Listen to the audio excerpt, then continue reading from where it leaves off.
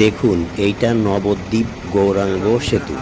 তো এই সেতুর উপরে এতভাবে ভারী ট্রাক এবং অন্যান্য গাড়ি আছে, তারপরেও ব্রিজটা মনে হচ্ছে যেন শূন্যে ভাসতেছে, এইভাবে কাঁপাকাঁপি করতেছে। তাও ব্রিজটা এখনও চলাচলের জন্য খোলা রয়েছে।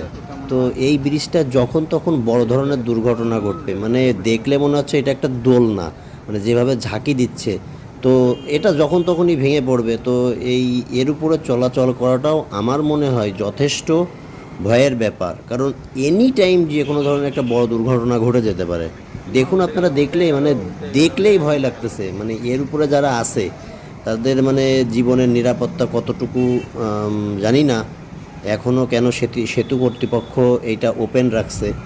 তবে আমার জানা মানে আমার নিজের বিচারে মনে হয় এই সেতুটা অবশ্যই বন্ধ করে দিয়ে এখনই এটার উন্নয়ন মানে এটা ঠিক করা উচিত। না না হলে দুর্ঘটনা ঘটলে অনেক লোক হতাহত হবে এবং মারাও যেতে পারে, যেহেতু এখানে কন্টিনিউয়াস অনেক গাড়ি যাতায়াত করতেছে এবং জ্যাম লেগেই আছে ব্রিজের উপরে। তো জানি না সরকার এরপর এটার কোনো প্রতিকার করবে কিনা।